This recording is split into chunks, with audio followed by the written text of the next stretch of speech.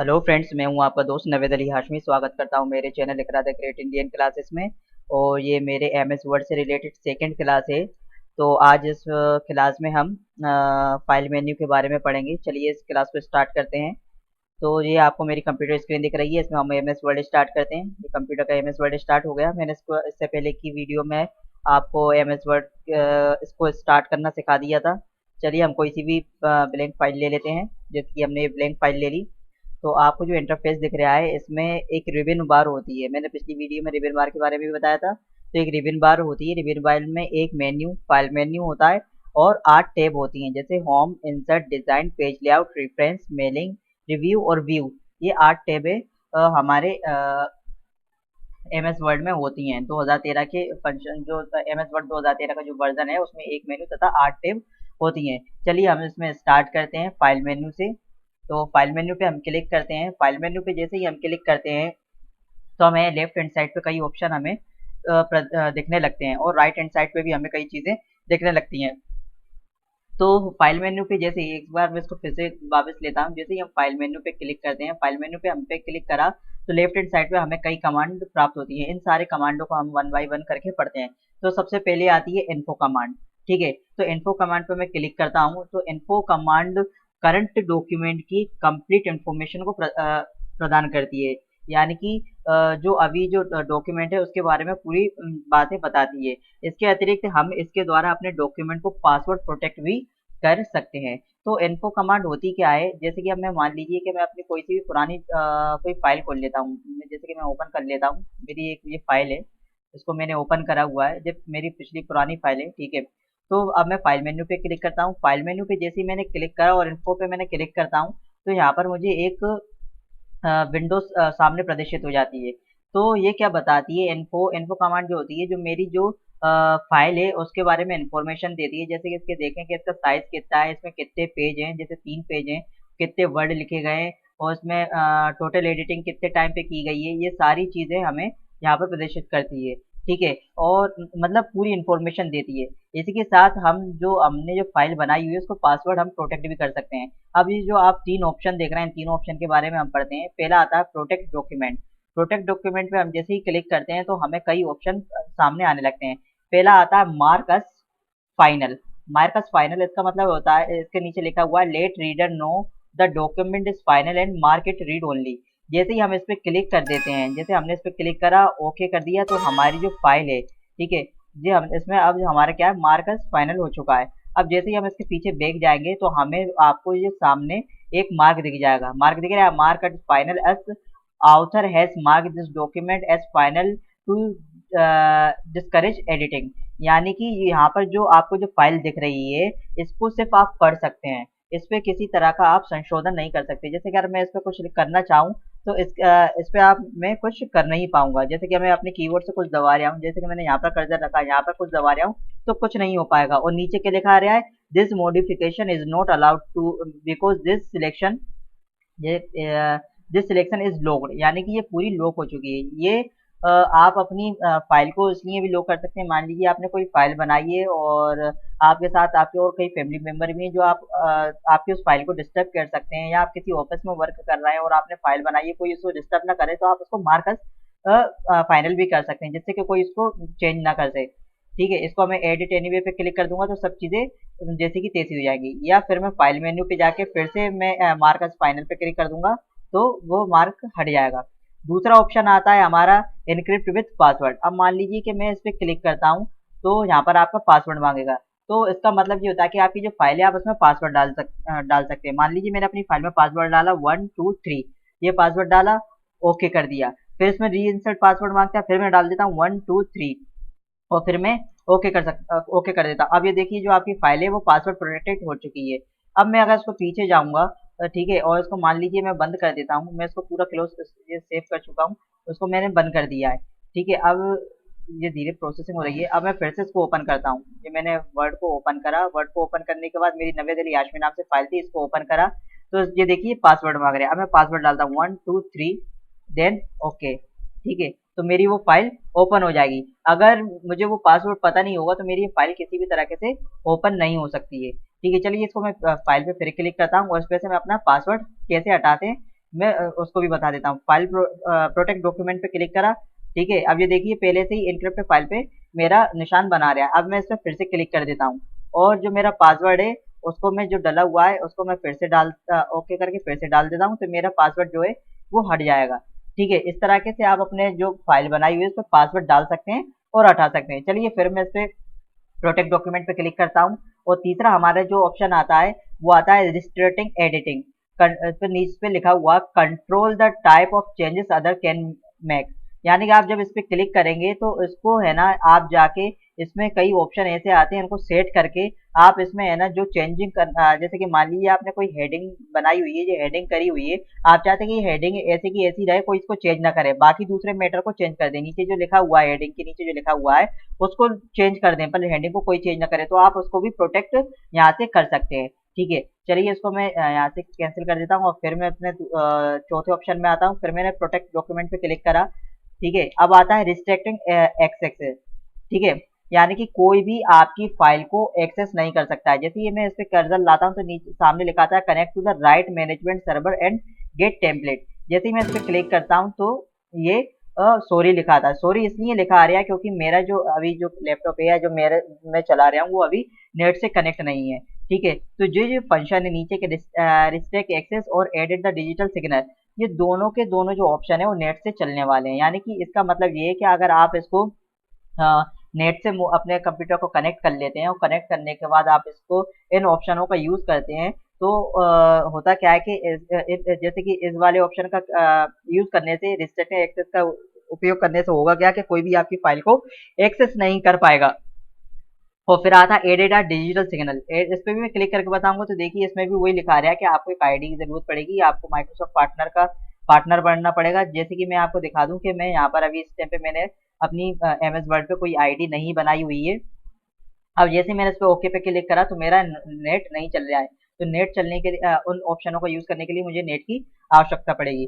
तो मैंने यहाँ पर आपको बताया कि जो फाइल मेन्यू जो होता है हमारा फाइल मेन्यू पे हम जब जैसे ही क्लिक करते हैं तो सबसे पहली कमांड इन्फो कमांड आती है। इन्फो कमांड हमारे फाइल से रिलेटेड सारी चीजें बताती है, जैसे कि उसमें कितने पेज है, कितनी लाइन है, कितने वर्ड है, उसमें क्या क्या किया गया है और ये कहाँ पर चीजें सेव हैं, जैसे रिलेटेड डॉक्यूमेंट जो है हमारा कहाँ पर है और ये कब बनाया गया था, ये सारी इन्फॉर्मेशन हमें प्रदर्शित हो जाती है। और अगर इसमें देखें तो हमें कई तरह के ऑप्शन प्राप्त होते हैं, जैसे पहला हमें मिलता है प्रोटेक्ट डॉक्यूमेंट के नाम से। प्रोटेक्ट डॉक्यूमेंट में हमने मार्कस फाइनल पढ़ा, जिसमें हम मार्क कर देते तो फाइल को कोई किसी तरह के से संशोधित नहीं कर सकता है या चेंज नहीं कर सकता है। हम इसको दूसरा आता है एनक्रिप्ट विद पासवर्ड, यानी पासवर्ड जब हम डाल देते हैं तो इसका मतलब ये होता है कि पासवर्ड डालने के बाद अब जब कभी भी आप वो फाइल ओपन करेंगे तो आपको पासवर्ड देना होगा। तीसरा होता है रिस्ट्रिक्टिंग एडिटिंग, यानी कि इस क्लिक करने के बाद आपकी जो फाइल है उसमें किसी भी तरह की कोई एडिटिंग नहीं कर सकता है।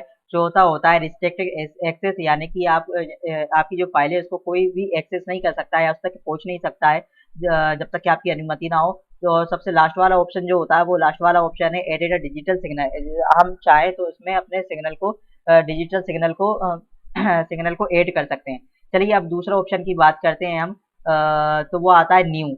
न्यू पे जैसे ही हम क्लिक करते हैं, न्यू पे हम क्लिक करने के बाद हमारे सामने कई टेम्पलेट ओपन होके आ जाती हैं। बाय डिफॉल्ट जो एमएस वर्ड 2013 में जो बाय डिफॉल्ट टेम्पलेट जो सिलेक्ट होती है वो होती है ब्लैंक डॉक्यूमेंट। तो हम फिर से पीछे बैक चलते हैं। मान लीजिए कि हमारी जो फाइल बनी हुई है, हम अब कोई नई फाइल बनाना चाहते हैं, तो नई फाइल बनाने के लिए हम क्या करते हैं, फाइल मेनू पे क्लिक करेंगे और न्यू पे क्लिक कर देंगे। न्यू पे क्लिक करने के बाद हम ब्लैंक डॉक्यूमेंट पे क्लिक कर देंगे तो हमारी नई फाइल हमारे सामने प्रदर्शित हो जाएगी।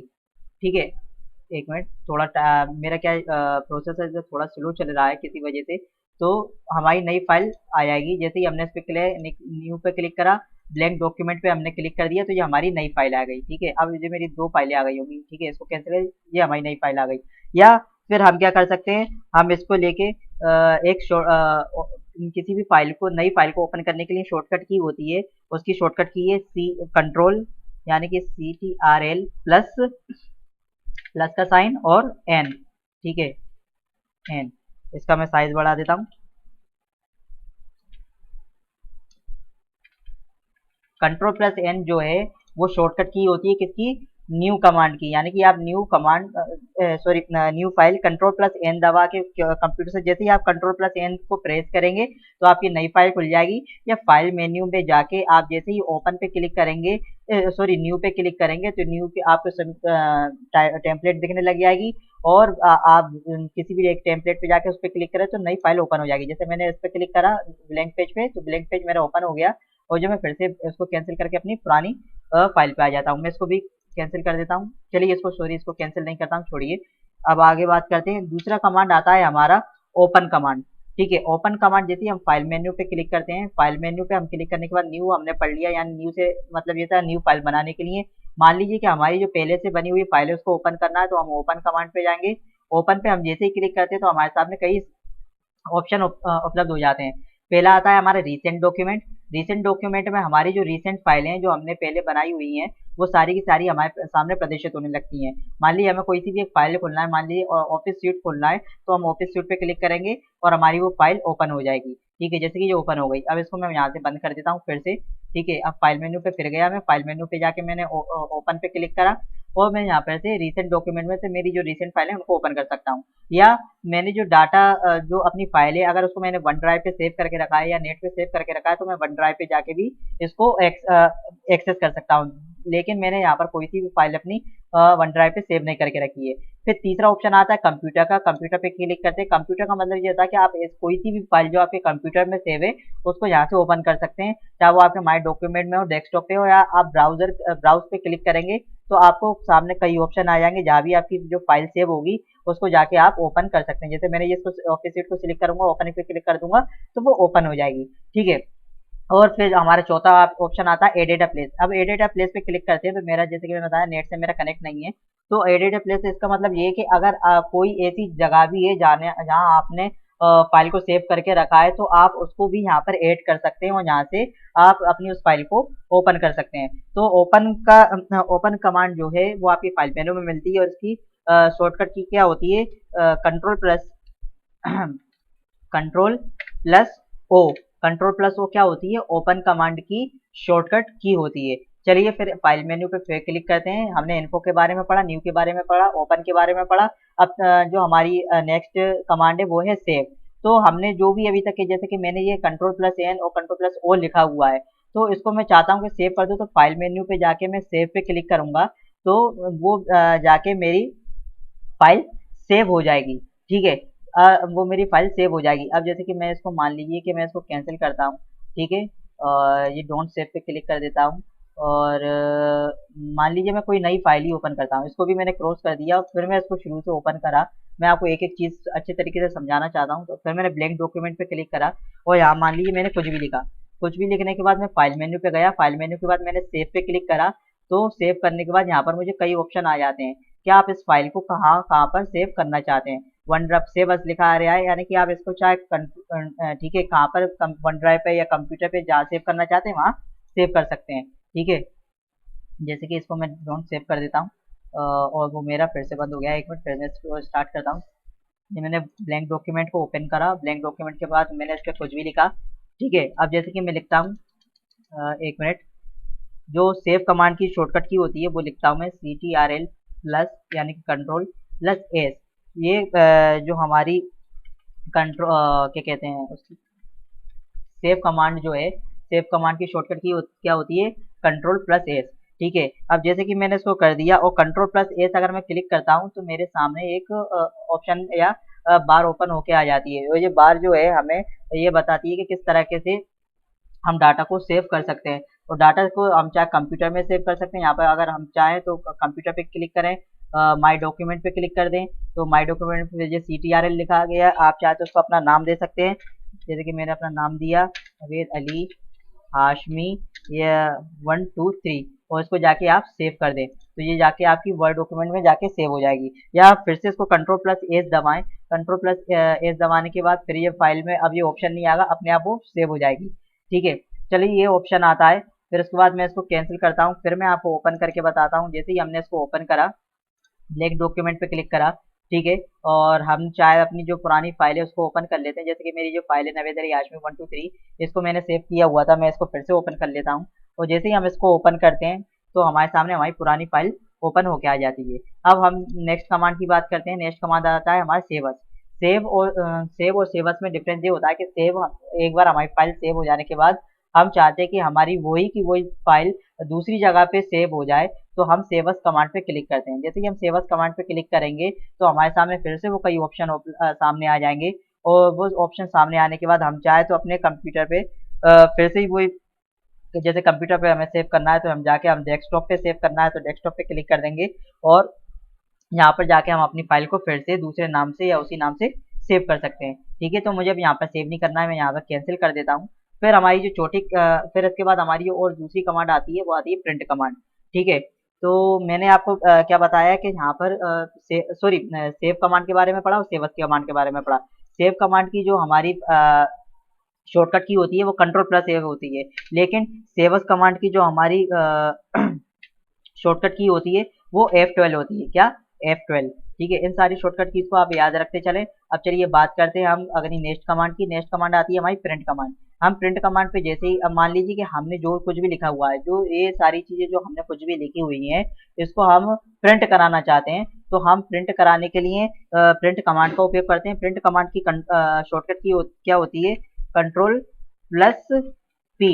कंट्रोल प्लस पी जो है वो प्रिंट कमांड की शॉर्टकट की होती है। या तो आप अपने कीबोर्ड से कंट्रोल प्लस पी दबा के अपने प्रिंट कमांड को खोल सकते हैं, या फाइल मेन्यू पे जाके आप प्रिंट कमांड पे क्लिक कर सकते हैं। जैसे ही आप प्रिंट कमांड पे क्लिक करेंगे तो आपको एक सामने विंडो प्रदर्शित होने लगी, जिसके राइट हैंड साइड पे आपको एक पेज दिखेगा, और ये पेज जो है हाँ, ये बताएगा कि आपका ये पेज प्रिंट होके निकलने वाला है। इसका व्यू ऐसा है, जैसे कि मैंने जो लिखा हुआ था वो सब इसमें आ गया है, तो इसका व्यू ऐसा है। आप चाहें तो यहाँ पर इस पर प्रिंट कमांड पे क्लिक करके इसके प्रिंट को निकाल सकते हैं, या उसमें कई तरह के संशोधन कर सकते हैं। जैसे आपको कितनी तरह की कॉपी निकालना है, या आपके पास 2-3 प्रिंटर है तो कोई एक प्रिंटर को आप यहाँ से सिलेक्ट कर सकते हैं। यहाँ पर सेटिंग में जाके आप प्रिंट ऑल पेज पे आप देखेंगे तो आपको यहाँ पर कई तरह की ऑप्शन मिल जाएंगे, यानी कि यहाँ आप आके कई तरह के ऑप्शन को सिलेक्ट कर सकते हैं। आप जैसे कि मान लीजिए ऑफिस में सबसे ज़्यादा यूज़ होता है कि आप पोर्ट्रेट और ओरिएंटेशन या लैंडस्केप ओरिएंटेशन पे करना चाहते हैं। मान लीजिए कि मैं पोर्ट्रेट पे, तो पहले मैं लैंडस्केप पे करना चाहता हूँ, तो देखिए ये लैंडस्केप पे आ गया, और मैं इसको चाहूँ तो फिर से पोर्ट्रेट पे करके इसकी प्रिंट निकाल सकता हूँ। या लेटर आप किस तरह का आपका मार्जिन चाहिए, या आप जैसे कि मार्जिन सेलेक्ट करना चाहते हैं तो आप यहाँ कस्टम मार्जिन या जो बाय डिफॉल्ट जो दिए हुए हैं उनमें से भी सिलेक्ट कर सकते हैं, या मार्जिन आप सेट कर सकते हैं कि कितनी उसकी लंबाई या चौड़ाई होनी चाहिए। ठीक है, और पेज पर शीट, यानी कि एक शीट पे आप कितने पेज निकालना चाहते हैं, 1 2 4 6 8 16, कितने एक पेज पे आप एक पेज जो है, आप एक शीट पे कितने पेज निकालना चाहते हैं वो यहाँ से आप सिलेक्ट कर सकते हैं। ठीक है, अब इसके बाद जो हमने बताया कि आप चाहे तो यहाँ पर पेज का भी डिसाइड कर सकते हैं कि आपको पेज जो है A4 साइज है या किस तरह का ये पेज है, आप यहाँ से वो सिलेक्ट कर सकते हैं। और प्रिंट पे जाके अगर आप क्लिक करेंगे तो प्रिंट करने के बाद वो आपका प्रिंटर से आपकी वो कॉपी निकल के आ जाएगी। ठीक है, अब चलिए नेक्स्ट कमांड की बात करते हैं। नेक्स्ट कमांड आता है हमारा शेयर पे। तो जैसे ही हम शेयर पे क्लिक करते हैं तो हमारे सामने एक अलग विंडो ओपन होके आ जाती है, और इसमें हमें कई तरह के ऑप्शन मिलते हैं। जैसे कि शेयर पे मैंने क्लिक करा तो मेरी फाइल का नाम ऊपर लिखा आ गया, नवेद अली हाशमी 123।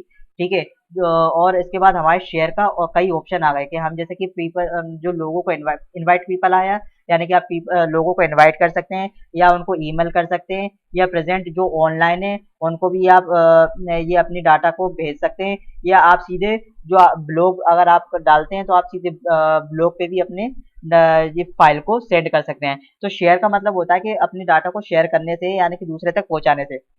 और अगर आप राइट हैंड साइड पे देखेंगे, जैसे कि मैंने अपने डाटा को क्लाउड पे सेव करके नहीं रखा, तो यहाँ से आप उसको सेव करके अपने डाटा को और दूसरी जगह पर भी भेज सकते हैं।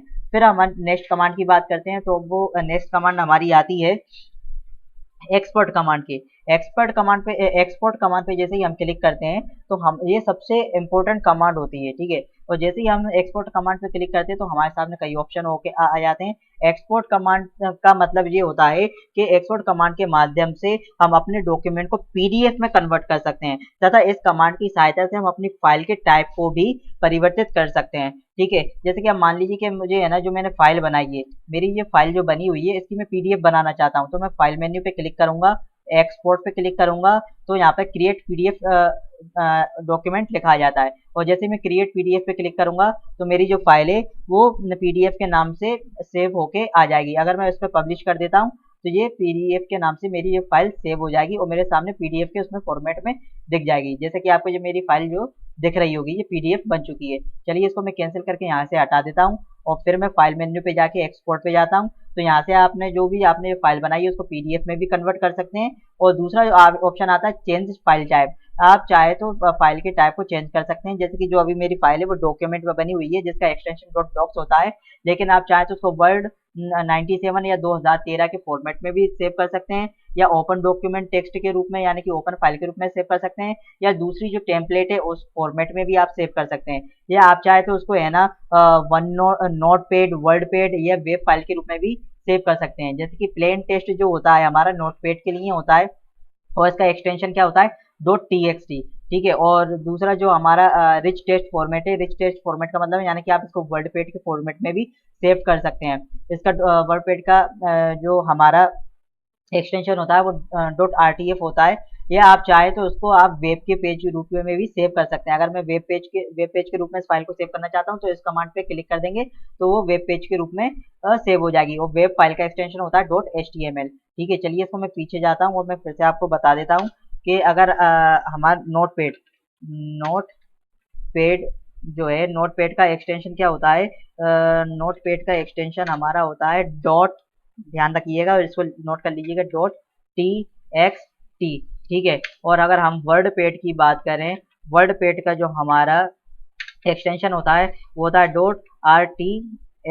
.rtf यानी कि .rtf का जो हमारा फुल फॉर्म होता है .rtf का, उसका मतलब होता है, सॉरी मैं आपको यहाँ पे लिख के बता देता हूँ। .rtf का फुल फॉर्म होता है रिच टेक्स्ट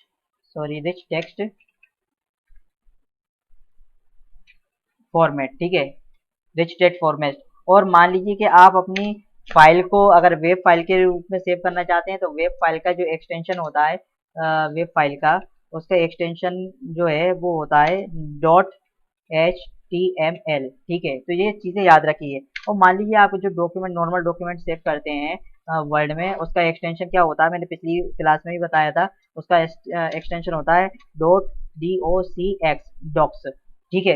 एक्स मतलब HTML से होता है पहले, ठीक है।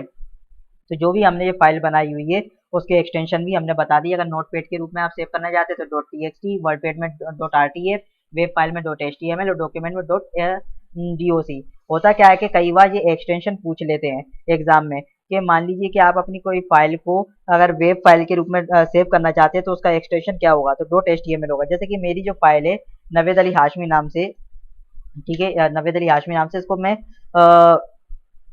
वेब फाइल के रूप में सेव करना चाहता हूँ। तो मैं क्या करूंगा, इसका नाम लिखूंगा नवेद अली हाशमी और इसका एक्सटेंशन क्या होगा .html। या मान लीजिए कि मैं अपने नोटपैड के रूप में सेव करना चाहता हूँ तो मेरा नवेद अली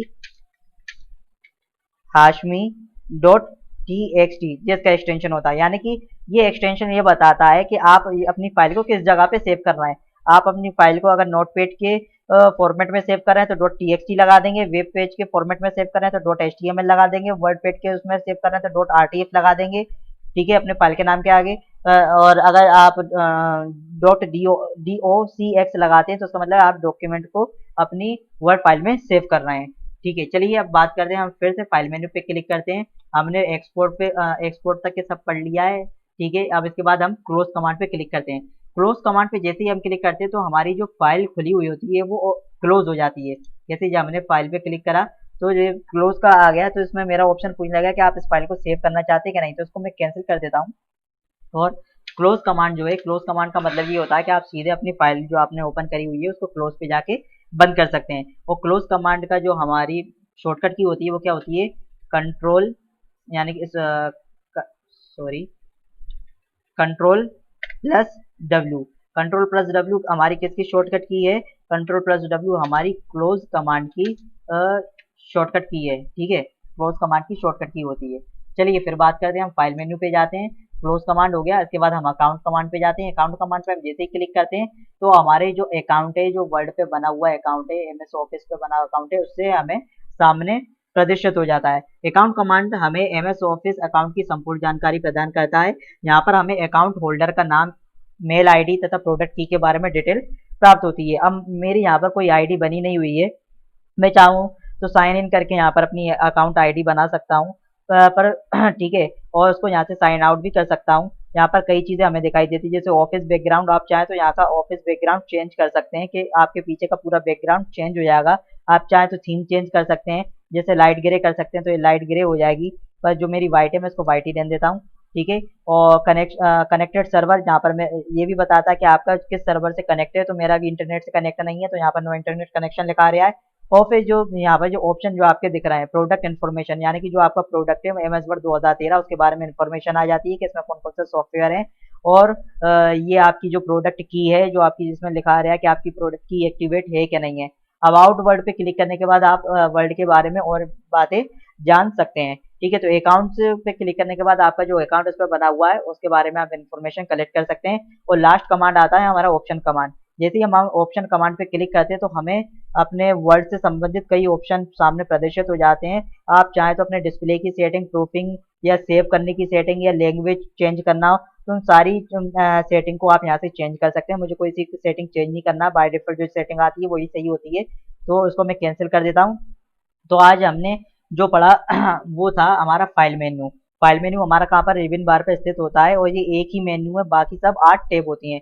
तो फाइल मेन्यू में हमने information, new tab, sorry new command, open command, save, सेवर्स, print, share, export, close, account, option, इन सब के बारे में हमने चर्चा करी। ठीक है, तो इसके हमने सॉरी हमने इसका जो है सॉरी इसकी जो हम शॉर्टकट की होती है वो भी हमने बताई, जैसे कि न्यू की शॉर्टकट की क्या होती है, कंट्रोल प्लस एन। ओपन की शॉर्टकट की क्या होती है, ओपन की शॉर्टकट की होती है कंट्रोल प्लस ओ। सेव की शॉर्टकट की होती है कंट्रोल प्लस एस। ठीक है, सेव अस की जो शॉर्टकट की होती है वो होती है F12। प्रिंट की कंट्रोल प्लस पी। ठीक है, और शेयर, एक्सपोर्ट, क्लोज, क्लोज की शॉर्टकट की क्या होती है, क्लोज की होती है कंट्रोल प्लस डब्ल्यू। इस तरह के से हमने सारी जो यहाँ पर शॉर्टकट कीज जो होती हैं वो सारी बता दी, सारे कमांड के बारे में बता दिया। तो आज की वीडियो में इतना ही। आज हमने फाइल मेन्यू के बारे में पूरी विस्तार से चर्चा कर ली है, एक एक चीज को हमने अच्छे तरीके से बता दिया है। अब आप अगली वीडियो में हम जो हमारे रिबन बार पे जो टैब होते हैं उनके बारे में चर्चा करेंगे, होम टैब के बारे में चर्चा करेंगे। तो आज की वीडियो के लिए इतना ही। धन्यवाद।